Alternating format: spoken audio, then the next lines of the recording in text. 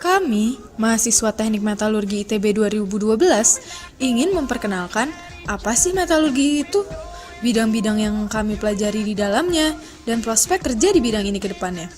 Tapi, sebelumnya, kami ingin tahu nih, mahasiswa ITB sendiri tahu nggak ya tentang teknik metalurgi?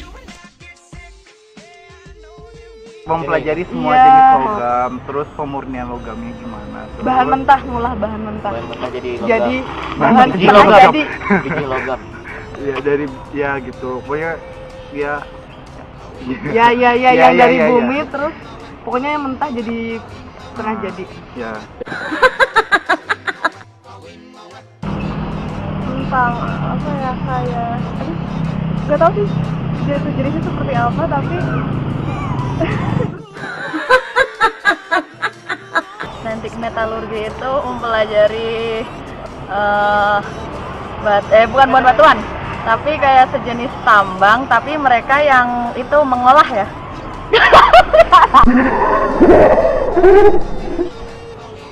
Metal mungkin. Pengolahan bahan-bahan metal seperti misalnya emas, perak, dan lain-lain. Wah, ternyata masih ada yang belum tahu tuh apa teknik metalurgi. Jadi, sebenarnya apa sih teknik metalurgi itu? Nah, metalurgi itu adalah bidang ilmu nih. Bidang ilmu apa? Bidang ilmu kedokteran kah, seni kah, olahraga, atau bahkan yang lain. Nah, jadi jawabannya adalah bahkan yang lain nih. Kenapa bahkan yang lain? Karena metalurgi itu mempunyai banyak prinsip dijadikan satu. Jadi definisi asli dari metalurgi itu sendiri adalah metalurgi adalah bidang ilmu yang menggunakan prinsip-prinsip fisika, kimia, matematika, dan juga proses engineer untuk menjelaskan secara terperinci dan mendalam tentang fenomena-fenomena pada saat proses pengolahan mineral dan juga batu bara, ekstraksi dan paduan logamnya, serta hubungan sifat mekanik logam dengan strukturnya. Jadi, itulah metalurgi.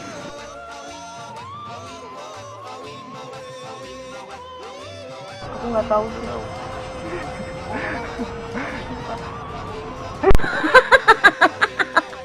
Nggak tahu. Kalau bidang-bidang ilmunya sendiri, gimana ya? Jadi pertama ada pengolahan bahan galian atau biasa disingkat PBG. PBG itu sendiri adalah pengolahan biji logam dari bahan tambang yang menggunakan proses perbedaan sifat fisik batuan sehingga nantinya bakal didapat biji logam yang sudah terpisah dari pengotornya. Salah satu prosesnya antara lain kominusi, penggerusan atau crushing, dan alat-alat yang dipakai umumnya adalah ball mill atau jaw crusher.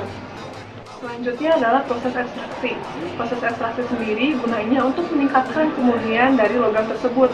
Misalnya awalnya dari hanya 1-3% bisa sampai lebih dari 90% tingkat kemurniannya. Proses ekstraksi terdiri dari 3 jenis. Yang pertama hidrometalurgi, kedua pirometalurgi, dan terakhir adalah elektrometalurgi. Hidrometalurgi dari namanya sendiri juga sudah tahu ya kalau itu menggunakan air untuk meningkatkan kemurniannya. Nah biasanya hidrometalurgi ini tidak bisa dipisahkan dengan elektrometalurgi yang menggunakan listrik. Sementara pirometalurgi menggunakan suhu tinggi.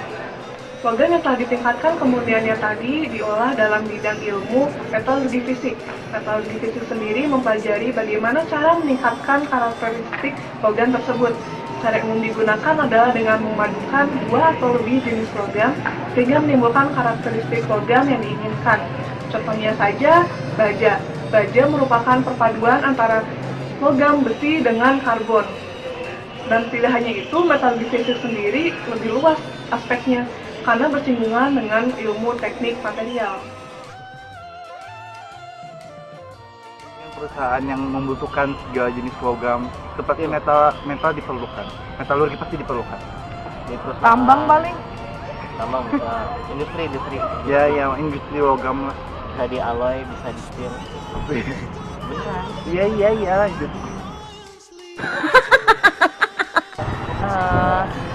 Perusahaan di bidang itulah logam, misal di itu aneka tambang gitu-gitu. Gak tahu juga. Gak tahu juga.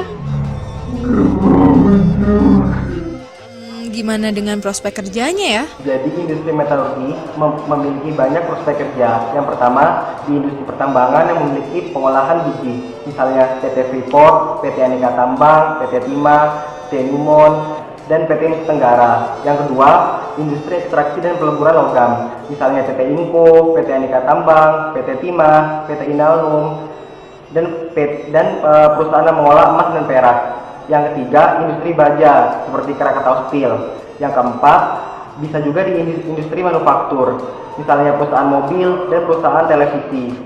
Yang kelima, di perusahaan oil dan gas, misalnya Chevron. Yang kelima adalah bisa menjadi peneliti dan juga dosen. Jadi, begitu teman-teman, sedikit penjelasan tentang teknik metalurgi dari kami.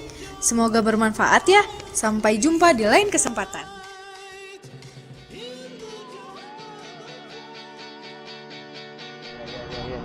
Ketak. Ya udah, sok aja ntar kan di-cut. Wah, tahu nggak sih kalian teknik metalurgi itu mempelajari apa aja? Bahan ini apa Ini kok madepnya ke sini sih? Mau ya teh? Tarik apa yang dalam? Demam kamera. Enggak keluar kita tes santai ya. Bismillahirrahmanirrahim. Sukses tes. Apa? Kasih tahu dulu dong, biar terlihat pintar. Serius.